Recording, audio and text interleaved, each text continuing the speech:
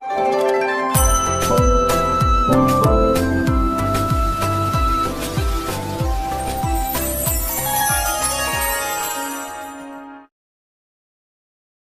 जगन्नाथ मु दिवाकर दास आपण मानक प्रणाम करुच्ची। आपण को आज कहबू रुद्राक्ष आपण को करिवो कोटिपति, आपणकर अभाव आपणकर दुख को करिवो दूर। एमिति किछि रुद्राक्षर कथा कहबू जे रुद्राक्ष होछि सातमुखी रुद्राक्ष, जा द्वारा आपणकर धन प्राप्ति हेबा सर धन समृद्धि मध्ये वृद्धि होइଥାଏ, आर्थिक समस्या गुड़िक दूर होइଥାଏ। जदि आपण सातमुखी रुद्राक्ष व्यवहार करूछंती आपणक व्यापार बिजनेस चाकरी मध्ये बहुत रे सफलता मिलिଥାଏ, मानसिक चाप आपणकर दूर होइଥାଏ, ता सहित आपनको शांति मध्ये मिलिଥାଏ, ता सहित शनि दशा शनिंकर साढ़े सती ता सहित ढेर मध्य मुक्ति आपण प्राप्ति करिथांती सातमुखी रुद्राक्ष धारण कले। विशेष भाव में सातमुखी रुद्राक्ष धारण करिबा यह किडनी लिभर एवं पेट संबंधी रोगर लाभदायक होइଥାଏ।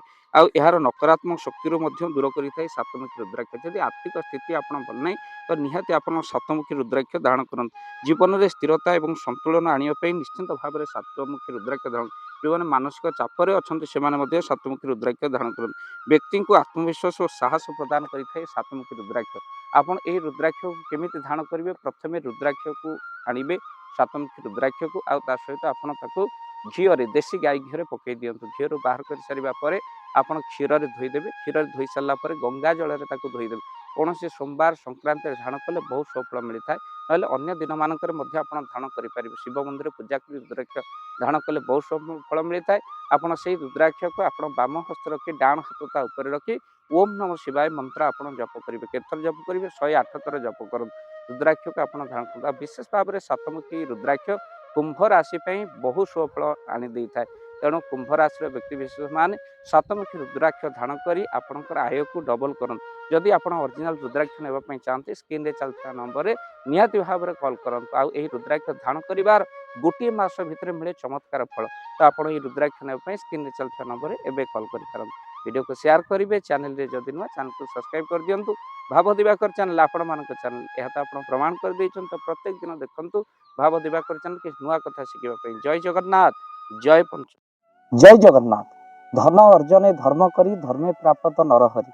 जदि आपण मानक धन कौन गरीब असहाय रोगी मानक सेवारे लगी पारिला जानतु आपणकर रोजगार सार्थक हो गला, आपणकर धनर मध्य बहुत महत्व रहिला।